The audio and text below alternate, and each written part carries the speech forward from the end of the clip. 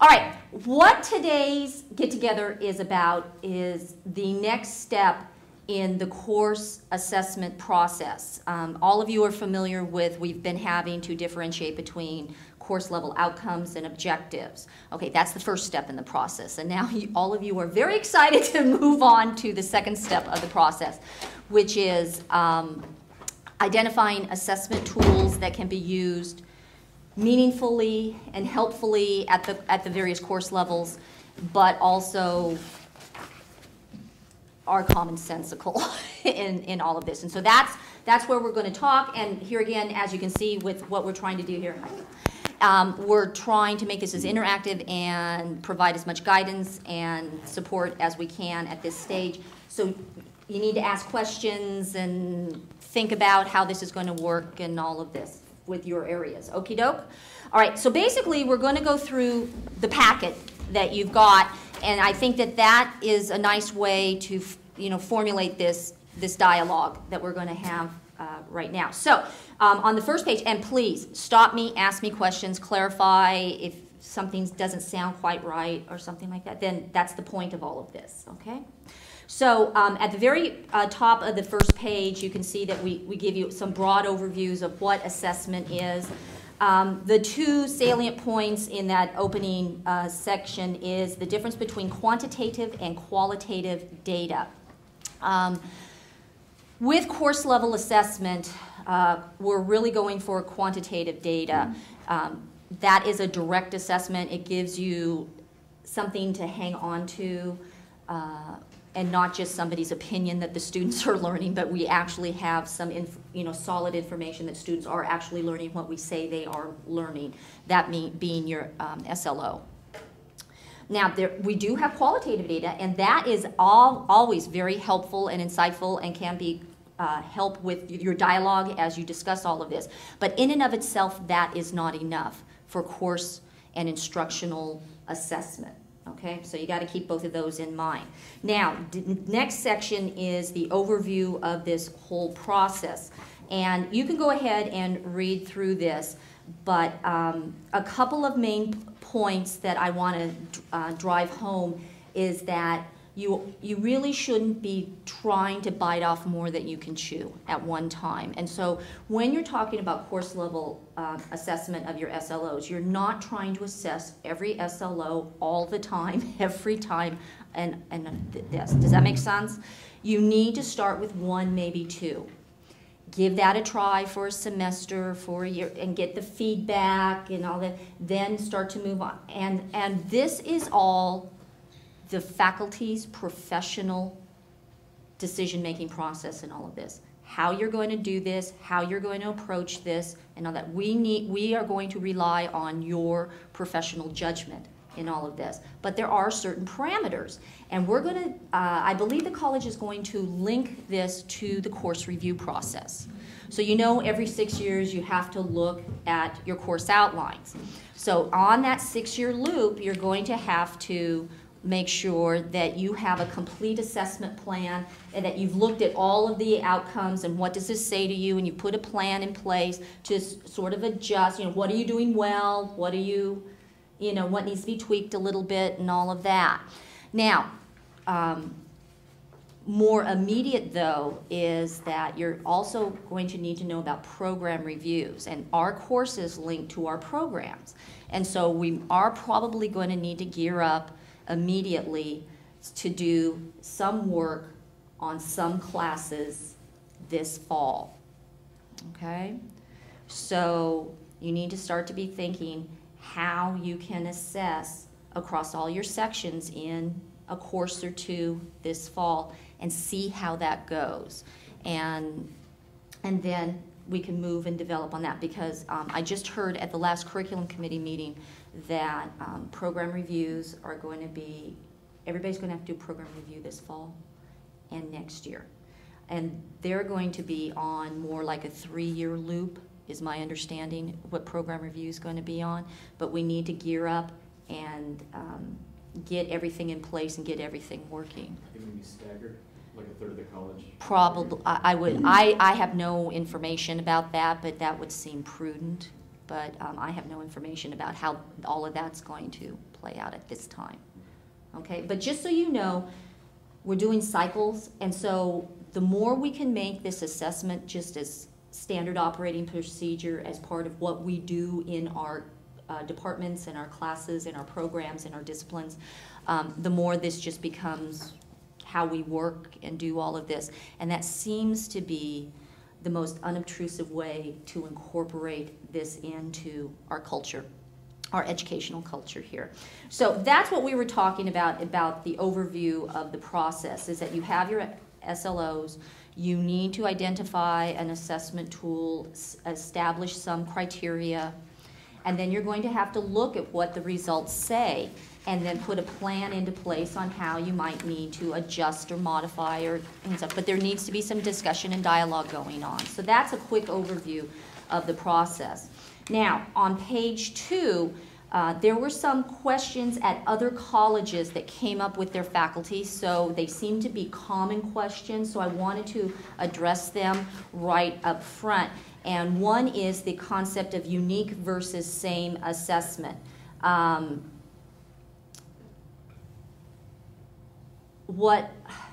do I say this? If every instructor uses their own little assessment tool their own way, when you all come to sit down and try to talk about it, you're talking apples and oranges, and it's really hard to then have a thoughtful discussion about this. And that's if everybody's using a unique assessment tool. So one of the things that you may want to consider is coming together as a faculty and determining a common assessment tool. That might be to help you with your SLOs, so that to help with the discussion, the faculty discussion and analysis that must occur when you collect information about student learning. You can see on this page there are several options that are laid out on how different faculties do this. You can see that we strongly recommend option 1. Primarily because it is very reliable and very time efficient. There's a variety of different ways you can assess, there's a variety of different ways you can analyze, but you have to consider your resources and you have to consider your time availability to make this realistic. So that first option is where everybody's agreed on their criteria and their standards, and then you summarize your data, you put it all together, so then you can talk apples to apples when you're talking about a particular course. And then you can have some thoughtful dialogue about the learning that's going on and the education that's going on in that course, and is it really getting the students where we are expecting the students to get through the course. Now you can see that we've provided an option 2 and an option 3, but this requires more effort on the faculty members' part, and it requires a lot more dialogue, and sometimes it's really difficult to talk when everybody's using something different in this. So, but these are options, and you have choices, but you are all the ones that are making the choices on how this is going to work. As long as it's meaningful, as long as it's helpful, as long as it's providing evidence and about student learning, that's great. Yeah, hon? 2 questions. Okay. 1, does each department choose the option they want to follow, or is the college as a whole making, this is how we want to do this? No, the college is going to provide some recommendations, okay, and some direction, but it's going to be up to every discipline, okay, on what makes sense for your students, your classes, and how to do all of this. Okay. Second question is, if we do option 1, you're actually assuming that there's multiple sections of that course being offered. More often than not, when you look at all of the courses here at the college, we have multiple sections. There may be some areas that there's just one section, or like we call one-person departments, or there's one person who's assigned that teaches all of those. Then you can have a conversation with yourself. Take excellent notes. And if you argue with yourself, that's up to you, and all of that. Okay. So, okay? Okay, so let's flip over to the 3rd page. Sorry, we ran out of handouts, so if you can look with Julie, that'd be great. Students and grades. Apparently one of the other big questions at a lot of other colleges was, why can't we just use grades as opposed to this assessment of student learning outcomes? And so the rationale is right there for why grades, one person's A may not be another person's A. One person's B, you all know that. And so here again, you can't talk apples and apples. It should be close. It should be reflective of the course outline of record and all of that, but then some people might count attendance and participation and other people don't. And so that's not, an attendance and participation is not a true reflection of student learning, okay? So those are pretty much the big reasons why we don't want to use grades or data from grades. Data from grades can help you with like retention and persistence and all of that, but that's called achievement data. That is not actually looking if the student has actually learned what we said they're going to learn or not. So there's a little bit of difference between those two. Here again, the achievement data is informative for you as a department to talk about, but in and of itself, it is not enough to be cited as evidence that the student learning outcomes have been met. Okay. All right, so there's information there for that point. Now, key elements. There are 3 primary key elements we would really like you to keep in mind when you're trying to determine an appropriate assessment tool for the different outcomes for all the different courses. And the first bullet item is common methods and criteria. We've already sort of touched about that. If people can come to consensus amongst the people that teach the course, that there are going to be either a common assessment tool or common elements within your assessment tool that you can tease out and use to help with your analysis and your discussion, that would really be helpful. And that goes back to what we were talking about, unique versus same assessments on the other page. So that's the first bullet item there. The second key element on the other page is discussions. We're going to have discussions amongst the faculty. And this whole process is formatted so that people talk to people. And you talk to each other about the learning that's going on in the classes. That is key, that is critical, and this process can't happen unless faculty talk to faculty about what's going on.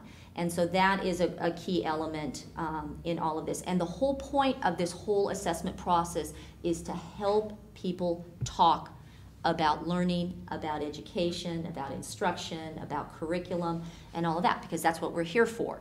So that's the point of this process, is to help with that kind of dialogue going on. And discussion is critical with this. So yes, here's my sidebar in all of this. Yes, we are going to need to set time aside, not only as a college, not only in our different schools, but also within our departments. We need to set some time down to talk to each other about student learning. And this needs to be happening on a more regular basis in all the areas around here. So that's something that you need to think about too. Yeah. So things like this need to be done with every class, that's every single one. That might prove a little difficult with some part-time teachers if they're not here very much for those types of discussions to take place and things like that. Yeah, that makes it a lot more difficult. I see April here. You want to tell them what you've done in your area to facilitate the discussion amongst your... And it is actually available for everybody because they created it for us, but now that they've created it, they can do it. But it's an online kind of, I don't even know exactly what to call it.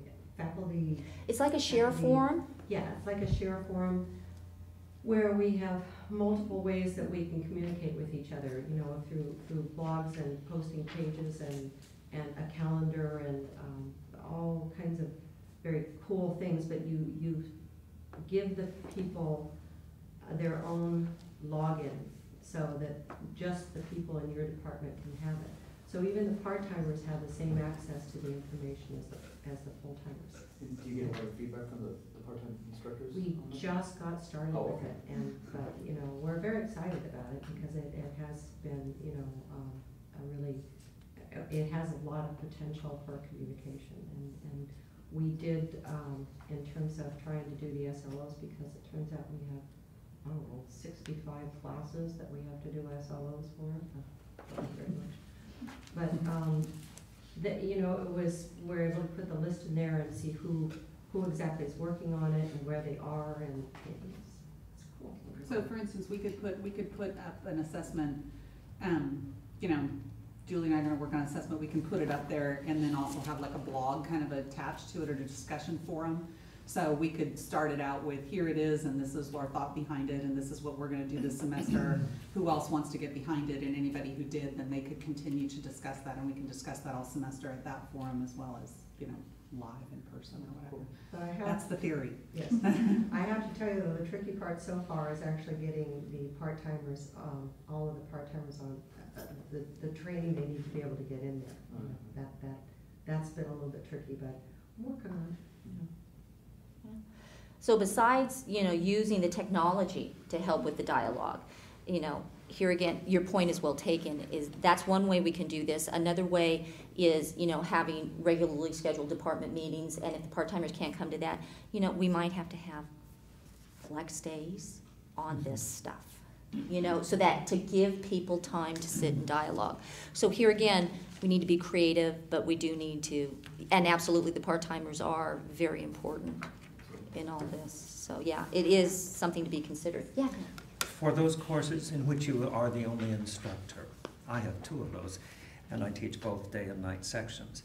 Do I document this in some other way? We are going to document this, and that's later on in the packet. All right. So we have all of that. But one of the things that we found is quite helpful with this whole idea of discussion and dialogue, even though you guys are like one-man shows here, to talk to your colleagues that don't even teach this area and see what they think and get some external feedback. We have found that that is very helpful. Trying to have one person figure it all out on their own really is hard. Really is hard. So you might want to talk to, you know, develop something and talk to a colleague and get their input, you know, within your department, you know, or maybe outside your department. I mean, you know, everybody can help everybody else. Stop it. But this would take place in the program review, for example.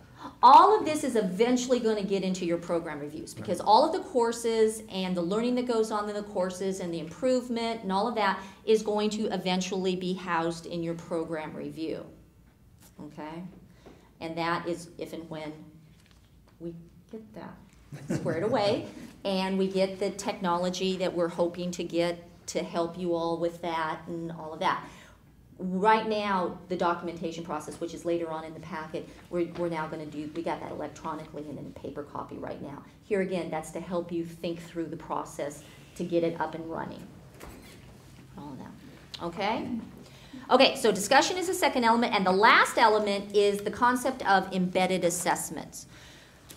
Using what you already are doing in your classes and using those assignments and those assessments, if people can come to agreement on certain parameters for those assessments, is the best way to go. And that's what we mean by embedded assessments. Not having a separate assessment at the end of the course saying, this is your SLO assessment, and you know, segmenting it out that way. Find that that's not as effective. You know, use what brought you here. Use what you're already using if people can come to agreement on certain parameters and things like that. Now, it may be something as comprehensive as everybody does the exact same if people are in agreement and they think that it will provide meaningful and helpful assessment. Or like I said before, if it's just certain significant elements of the assignment or the assessment, and if you feel that that is adequate enough to determine if the learning had taken place, then that's fine too. We leave it up to your professional judgment to do this. Okay? So those are the 3 key elements. Everybody good with that? Okay? All right, next page. Now, I need some of your feedback for this little diagram, because this is me trying to tell you it's not that bad. Okay? And you look at this and you go, yes it is, Kim, yes it is. But I want to show you what you already are doing. And if you start and you look at the little box at the bottom, not the one that says syllabus, but the one right above, this one right here, You are already doing this, all of this right now, because this is your course review. This is the kind of thinking that you do when you are upgrading your outlines, making a new outline, doing a course review, and all of this. Does that make sense to everybody? You can see those are all the salient pages, the major pages of the course outline, and how they all interrelate, because this is an integrated course outline, right? And this is the kind of work you do. Now you can see we got shooting out down at the bottom, we have the syllabus, because this information in some way, shape, or form should be on the syllabi that you distribute to your students, so they understand what the course is about and what the parameters are and all of this. One of the new things that the college is suggesting is that the SLOs, you can see the white box right there, the SLOs that are on your course outline, which we are all doing now on our worksheets, right? Making sure that they are on your syllabi so that the students know what the expected outcomes of this course are. And that's a quick way, you can do the old copy and paste, and put it on there right now. And it's recommended that this go on all the syllabi as soon as possible. But not necessarily the objectives, just the outcomes. Just the outcomes, but I know some people want to put it all on there, and they feel that that's important. I have both on my syllabus and stuff, and it's not that stuff. And here again, it's to inform the students. That's the point of it. But at least the outcomes would be great to do that. Then you can see over on the margin, the left margin, that this is where we do routine course review, right? Like this, right? Does that make sense to everybody? Okay, that's what we know. Now, all we need to do for this assessment of student learning outcomes, you see the white box, which is just that one little box on that one little page on the outline. All of that is going to go up, and those have to be formally assessed to prove that the students are learning what we say they are learning. And so if you just take those outcomes, and remember we talked about 2 to 5 outcomes per class, right, and all of that, you bring that up. We now have this new format right here, the top box right here. This is called the assessment loop, okay? And this is how you think through and the process and the point of getting evidence and data that can inform you, that can help you find what you're doing well, what you need to tweak, in classes and things like that to improve student learning. So it is a 5-step process, and you're going to see this later in the assessment plan, because the assessment plan goes along with this. So basically what this whole concept of assessing student learning outcomes at the course level is taking this one little part of your course outline, going up and doing formal assessment on it. You already do this because you have to give the kids the grades, right? You are doing this assessment. But now we're going to have to formalize that part of it a little bit more so that we have it documented and that people can discuss it and all of this. That's what this all is about. That's it. Okay, does that make sense? Okay. And then you can see that all of this assessment student learning outcome information, that's going to go into your program review. It links to your program review. You'll see when they have the new program review documents out that this is all going to look very familiar for everybody. And so that's where program review, and then all of your course SLOs should inform you about what your part of your program SLOs are going to be, because we need, for the instructional side of the house, we have to assess at the course level and we have to assess at the program level, because that's what the college is the instructional side of the house, right? And so we have to do, our colleagues in the service area, they just have to assess at the program level. They don't have to assess at their individual unit level. We have to assess at the course level. We have to assess at the program level. Okay, so, all right, I'm getting off track a little bit. So, but today we're talking course, okay? All right. In a diverse program like social sciences, is there any problem if different programs within that program are assessing in different ways? No, different disciplines within the program. No, my area has a lot of diversity in it just by its very nature. And so we decided internally that, we have to sort of break it down and do a little bit more work because we are so diverse like that. And it would seem reasonable that you would have different assessment tools for different disciplines because, geography and philosophy, You know, that does make a lot of sense. But here again, this is all your determination. But remember, your assessment needs to be meaningful. It needs to provide you with meaningful information so you can discuss and improve student learning. So yes, I would think, as diverse as social science is, you know, so. Now, that being said, as we move on to the assessments, which is flip over to the next page, nice segue, thank you. And so, there are certain assessment tools that seem to work well for a lot of different areas.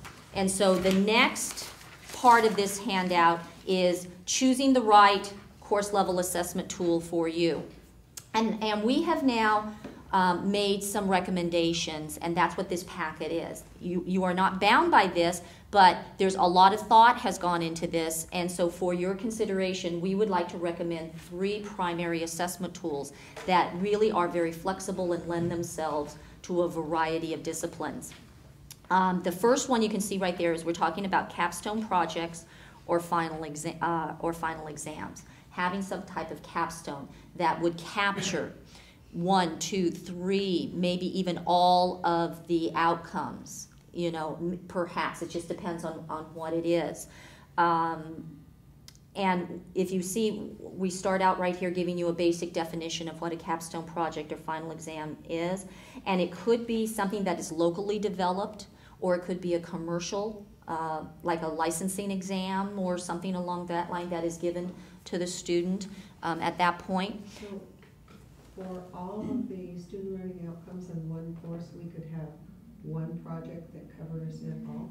But here again, you have to create a project that really does assess all of those outcomes. But it's okay to have one if it actually does assess all of the outcomes.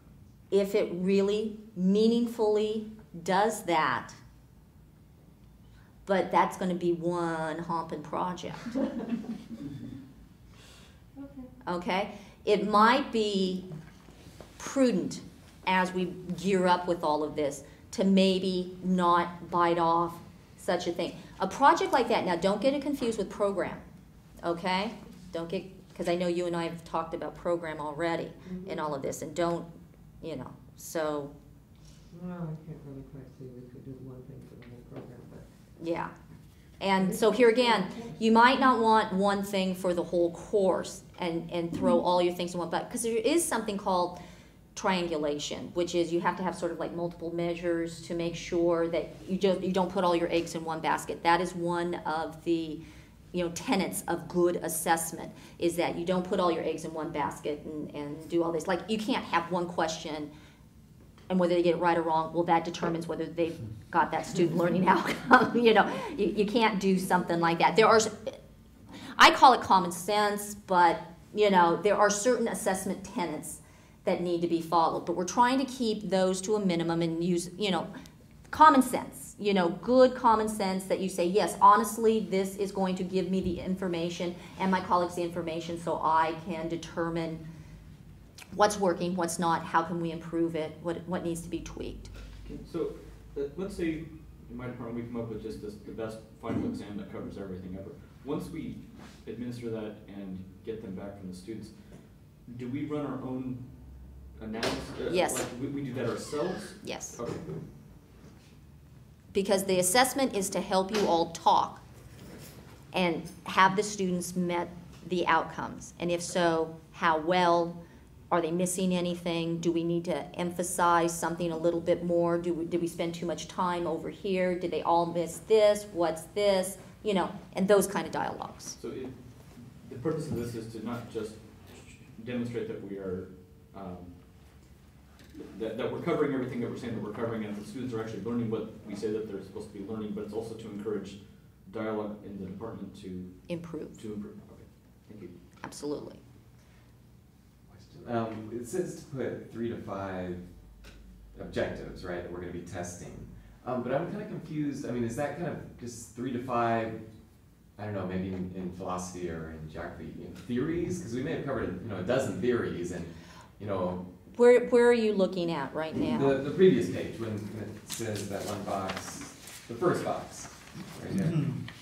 Yeah. In the assessment. 2 to 5. 2 to 5. Required. Every What- course is. What are we testing on? That's what. You're because out of test- all the stuff in a semester, we just pick. Okay, 2 to well, 5 you've what written we some. said. You've written some outcomes for your.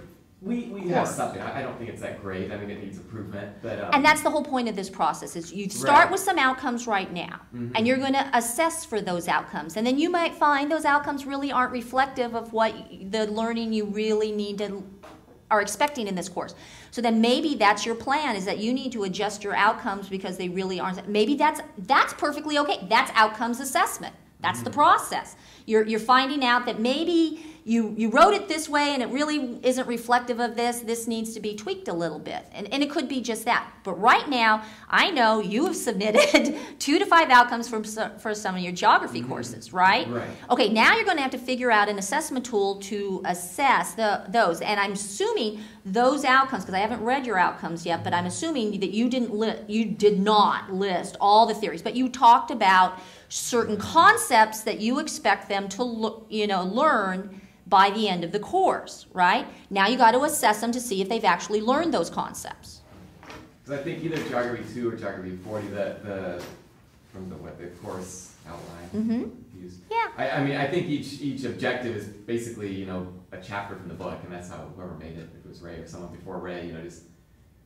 Those let's are you talking understand. the objectives down below or the outcomes up? Yeah, I know. So. I don't know. I know. So really, now you use all those objectives, the stepping stones to the outcomes. You're evaluating the students because you have to give them a grade. You're doing all of this to give them a grade. Now we just have to tease out these official SLOs and do a formal assessment. Like I said, if you already have an assessment tool, an assignment or something that everybody can agree on the criteria and the standards and all of that kind of stuff, more power, that's the way to go. Because you're already doing that. And then you just pull those parts out to see those outcomes, if those outcomes. So right now, you've submitted the outcomes. This is what you say the students should be learning by the end of the course. Now you got to assess it. Let's wait and see what it says to you. Okay? And then you can make a better determination about where to go and how to deal with it all. And we'll be there to help with the dialogue and stuff. But I think you might be surprised if the information's meaningful, it will point the way to you. And this will also be really good to find what is working. Everybody always goes to the negative. This whole process and these assessment tools are to show you what's working well. What do we do exceedingly well? And then maybe there's a few little things that need to be tweaked that we are reasonable that we can tweak to even enhance the student learning even that much more. So one of the things you have to look at is when we say the term key findings, what are the key findings from all of this assessment? We're looking at both sides, so you get a balanced perspective on what's going on in all of this. Okay? All right. Yeah. Well, maybe I'm just thinking a little too far ahead here. I bet you are, April. But I was thinking in terms of looking at what the students have done, do we have to take all of the students, or can we take a sampling of the students? That's your choice. Okay. All right. When we get to the documentation, it's all in there right now. But yeah, here again, that's your choice. Now, you know what? I was doing one of these last week, and somebody says, well, what if we only pick the students that got A grades? And I said, now, why would somebody do that? It never dawned on me that somebody would actually, that's not a meaningful... That's not a meaningful assessment. Does that make sense? You keep hearing me say certain terms over and over and over again. So along with all the choices that faculty have for all of it, there is some responsibility that goes along with this. And so, well, so yeah. But yes, a sampling is perfectly acceptable as long as it's a reasonable sampling and stuff, because that's the whole point of a lot of this. So yeah, that's fine. You may choose to do all. You may choose to do every student that enrolled in the course. You may want to use the phrase, here we go, students that successfully completed your course, because then they would give you an idea of the students that successfully completed it. What do they still need? And that might be good too. So, stuff to think about. But let's back up a little bit and talk more about the actual assessment tools. We're still on Capstone's project and final exam. You will see that we have variations. There's a section right here on variations, and we're talking about maybe you don't want to do the exact same project or the exact same final, but if you embed enough components in it so that you feel that you can tease out those components to have the kind of analysis and dialogue that you're looking at, that's perfectly acceptable. That's a variation on this. One of the things we saw in here is a test bank. You know, if you're going to be doing an exam, the department might come up with a test bank of questions, and you say that these are acceptable final test questions that you can use, and pick 5 of these to put in your, because we all know that these will be assessing this outcome or that outcome or something like that. So you can do variations on the theme, you know, as long as you believe that it will be helpful and you're not just doing it just to do it, you know, and all of that. And then we've listed pros and cons for doing this kind of assessment approach and all this, just so that you're informed about this. This might be helpful for maybe, you know, 1, 2, or 3 of the outcomes for the course, perhaps. And so, but that's something you need to consider. Okay, so capstones, that's one thing. Alrighty? All right, second suggestion is rubrics, the infamous rubrics. Okay? These are very flexible. Here again, these are direct assessment tools. That gives you your quantitative data that we were talking about before. Now, rubrics are great in that they can be used for darn near anything. It can be a physical skill. It can be if you're evaluating a portfolio, if they're evaluating a speech, a written essay, so that everybody is looking at it the same way. And that's one of the tenets of the assessment of student learning outcome, is that if you're going to use this, everybody needs to be looking at it pretty much the same way, so you can talk apples to apples when you get all the information back for all of this. So you have some general information about the fabulous rubrics, and then there are variations. And these are variations that are acceptable. They may not work for you, but these variations, you can pick one instructor, and they choose one assignment, and you go with that as an indication. This goes back to your one-person departments, you know, and all of this.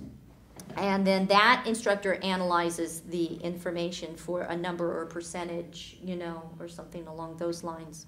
And then you present that information to your department for that, and then the department can discuss the overall results, need be.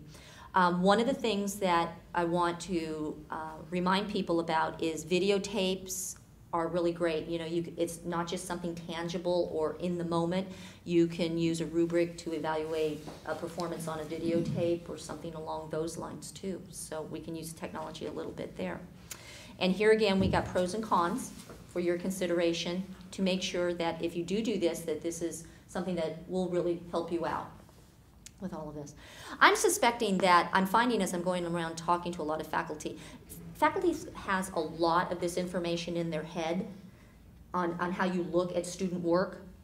We just now need to write it down, and so that we have some evidence and get it out of your head and onto an Excel spreadsheet or something like that, and then we'll just be, and that's part of this process. And so if you decide to go with rubrics, I'm telling you, the initial gearing up and creating a rubric will take a little time, but then once you have it, you have it. It's the same for most of these, so that's the kicker there, and I'm not unaware of that. So, the third recommended assessment option is the pre-test, post-test format for this. So here again, we've given you some general information about that, but you're using the exact same assessment tool, pre and post. And then you can look at formative development as well as summative, you know, development of the student at that point. And then you can break out all sorts of data from something along those lines. Typically, this is an exam or an essay. You can use an essay, a pre-essay and post-essay. You can do something along that way. You can also do skill performance. You look at them at the very beginning and then at the end, and then do a comparison, you know, like that, or something along those lines. And then we have pros and cons for that also. But those seem to be the big assessments that seem to help people the most. And so that's why we're recommending that you consider those, all right? Now, that being said, the next page has a list of other assessment options. And here again, we're providing that information, but there are pros and cons to these. These are not the strongly recommended ones, as the other ones are, but they do provide direct information if done correctly. But there are pros and cons to all of these. So here again, we're providing you with information for you to determine what's the best assessment tools to use to assess the students in your courses for the formal ASLO assessment. Okay? All right, so that's just information for you. In regard to multiple measures, which is very important in many courses, then we can use any combination of these. As long as we're using as long as they're not all indirect qualitative assessment measures, most of them have to be direct quantitative assessment so that you really have something to grab onto. That is one of the things that is essential for all of this, is that it is quantitative, direct, what we call direct, you're directly assessing the student learning. Not just if you did like a survey and the student said, yeah, I learned a lot in this class. Well, that's great, but that isn't and that might be very informative, on how the students perceive their learning. So rubrics are considered quantitative? If you do the rubric right, you bet. If you do the rubric right. Yeah, it is. So it's really not a question of whether it's numerical in any sense with the quantitative. It's more a matter, are you directly... Quantitative tends to be numerical. The rubric has to be scored. You have to score it. You're trying to objectify your opinion, your not opinion, your judgment. Yeah. Okay. But, you could do that with a 1 through 5 scoring system. Yes. But you could just as easily do it with words. Yes.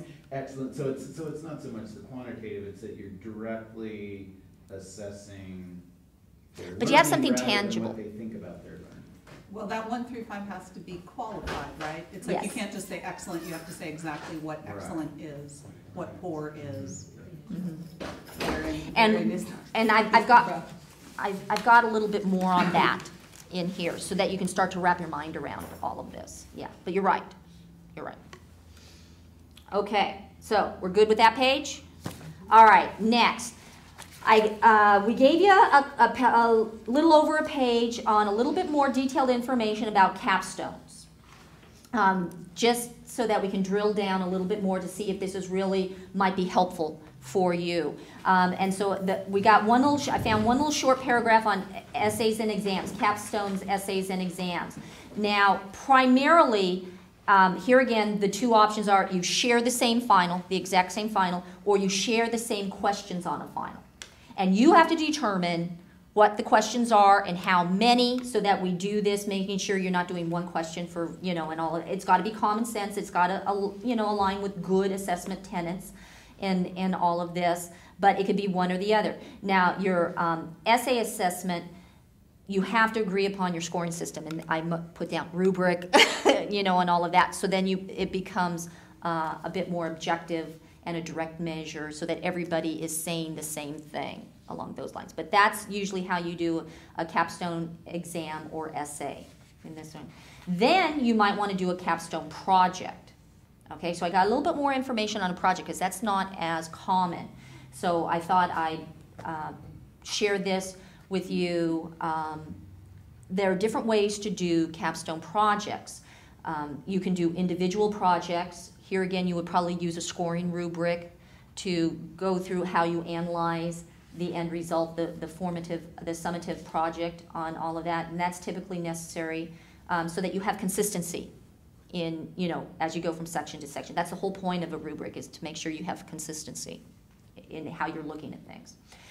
Then you can also do collaborative projects, but these are, it's an option. It's a lot more time consuming, requires a little bit more management and coordination on the instructor's part, honestly, to do all of this. But there's a lot of great learning that can go on with this, but you have to make sure you're grading them do you grade them as a whole? Do you grade them as individuals within the group?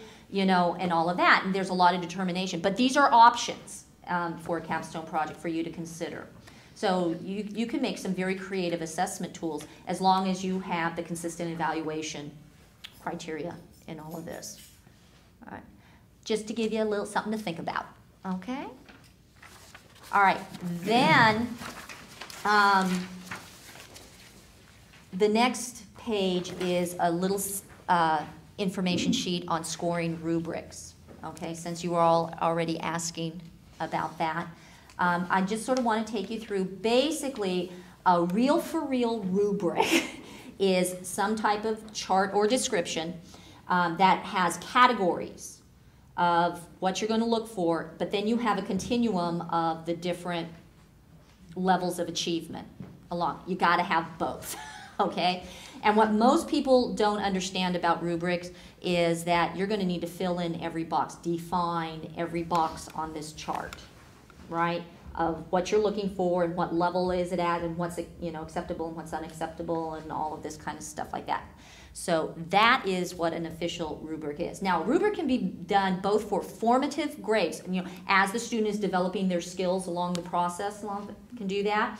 You can do formative skill development, or you can do summative skill or knowledge development, just an ending one at the end. I was going on some other websites from other colleges, and I found one as an example, golf, the golf class. They had a rubric for every different swing, for the putting, for the chip shot, for the drive, and all that. And those are rubrics for formative. Then they had to play a chip and putt.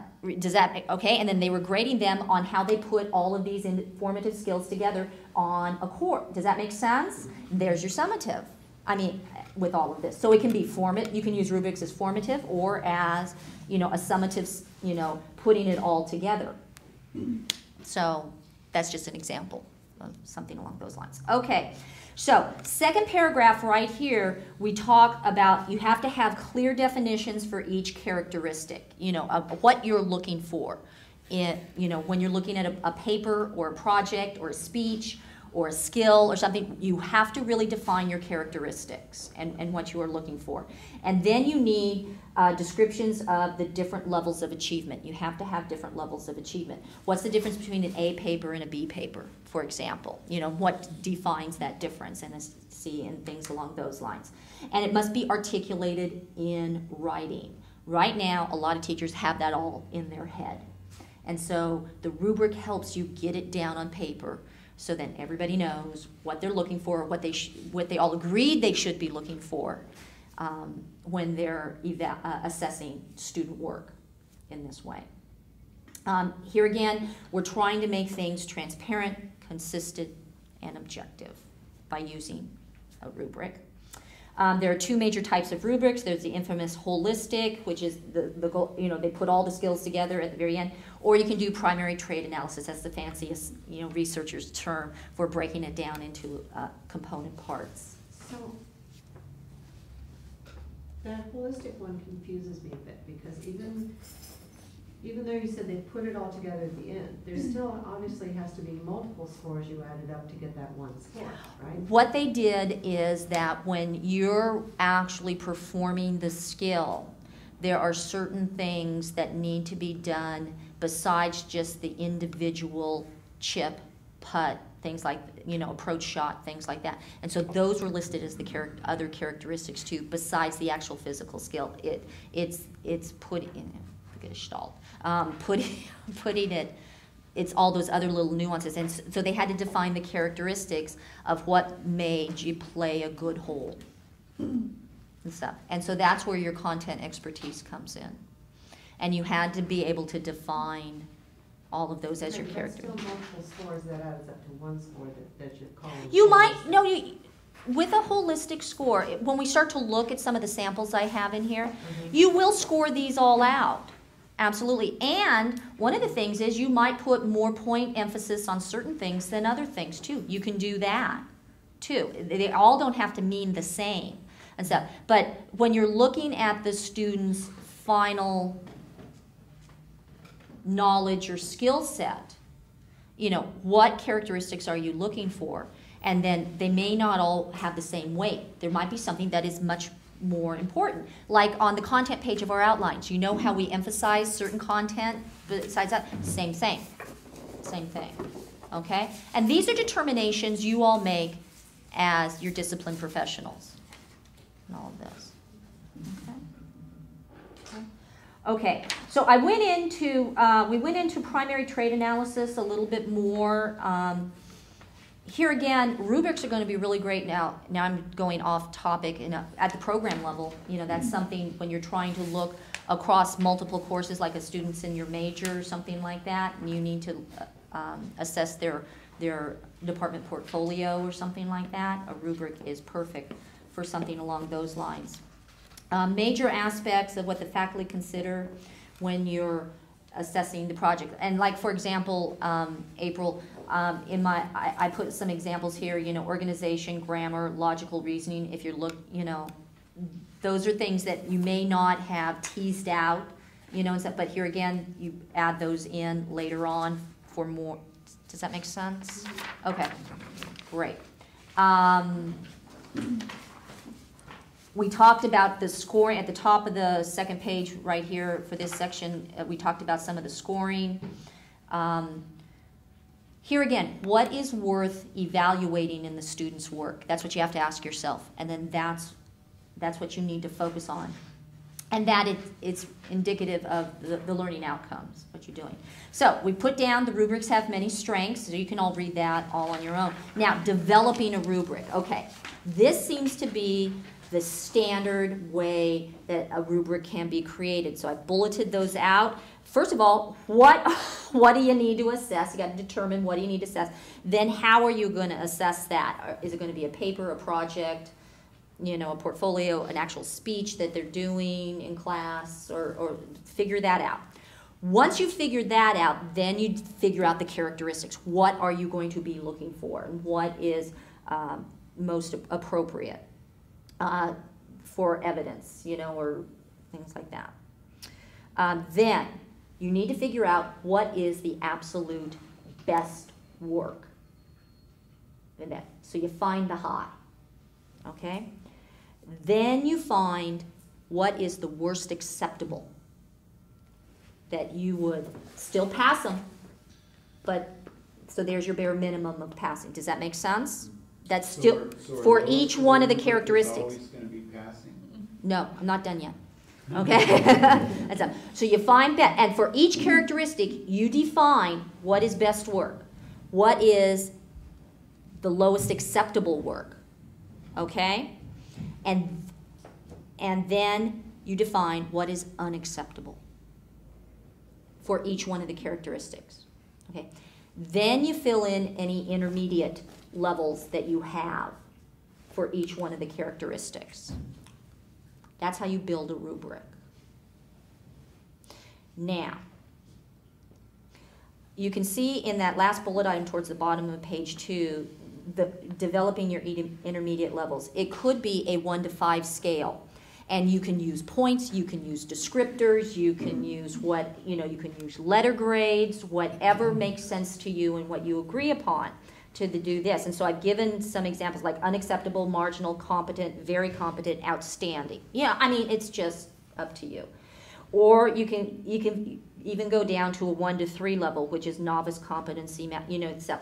But for assessment of learning outcomes, we are hoping you would do at least a 4 or a 5 level. We're hoping you would consider doing 4 levels of achievement or 5 levels of achievement to tease out, to really differentiate that.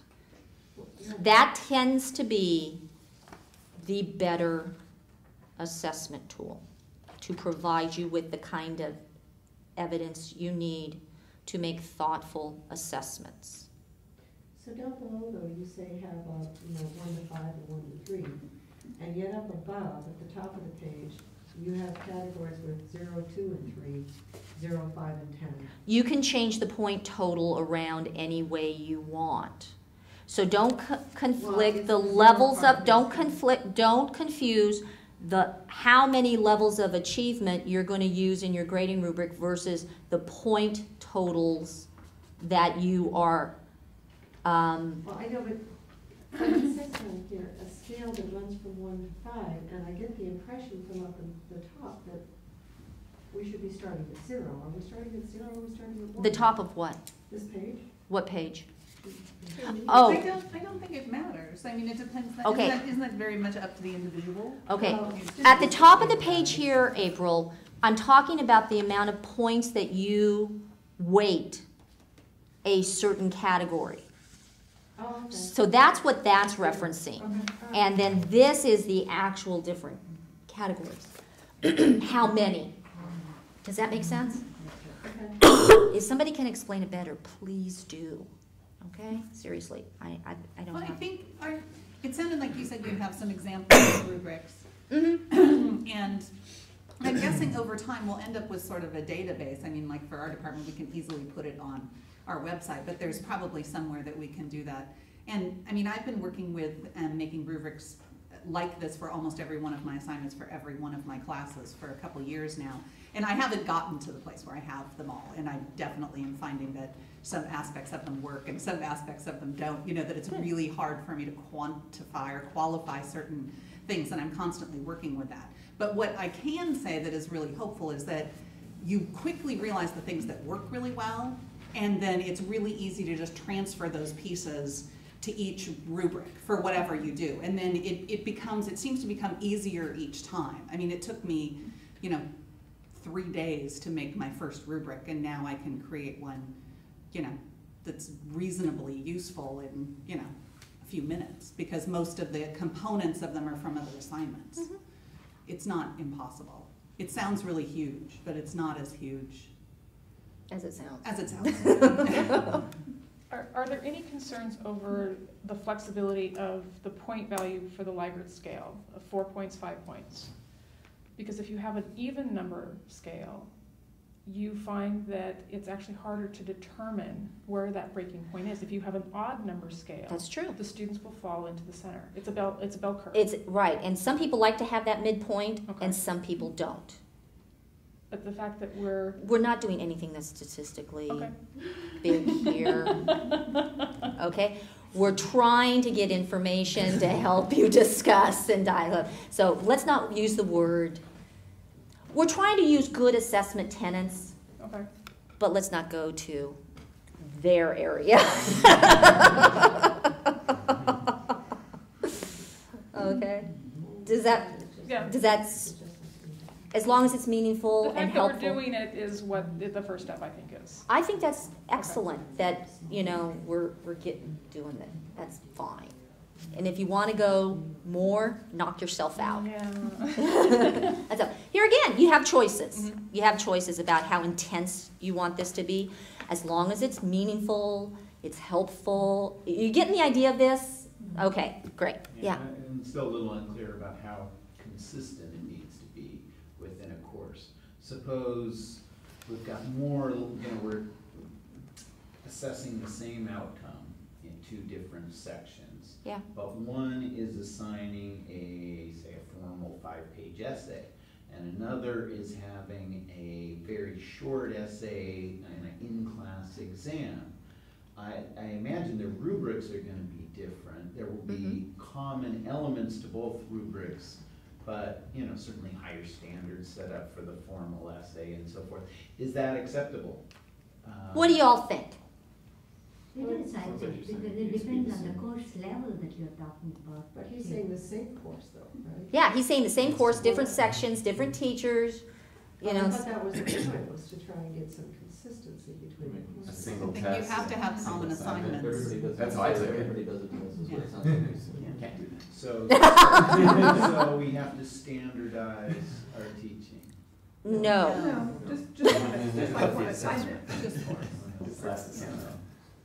Okay, that's one of the elephants that always comes up in all of this. And it's a very valid question because it is a concern for a lot of faculty. One of the things that you're going to need to do for assessment of student learning outcomes is have common assessment standards and tools so that you can dialogue about this. So then in your scenario, these faculty, yes, doing a 1-page paper versus doing a 5-page paper, there is going to be that significant difference. You know that. And so, so there needs to come to some consensus about weight and standards and what it will all come about. I would not consider that standardizing your teaching. You still have your academic freedom to instruct the way you want to instruct, but we are bound by the course outline of record, which is there is certain content that must be covered. There are certain, assignments that we have in our course outline of record that is, like, for example, we expect our students to write. These are credit college level courses. And so now you have to define what you mean by writing in your content area.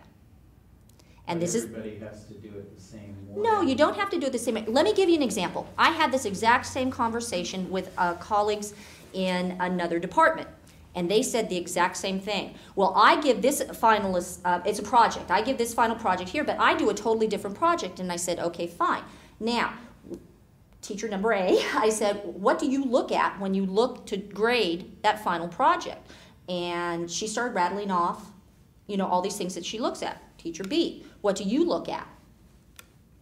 The exact same thing. Well, not the exact same things, but they had enough in common that they could, even though they were doing different assignments, they were looking at it for the same learning that it's reflective of.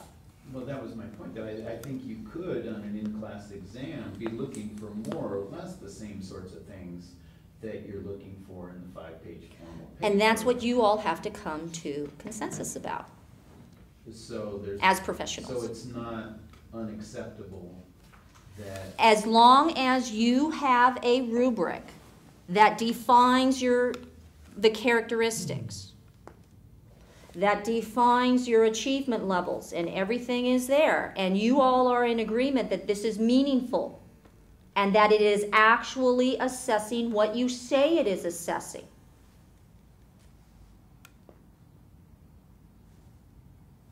So the short paper and the long paper, they have some commonality between them.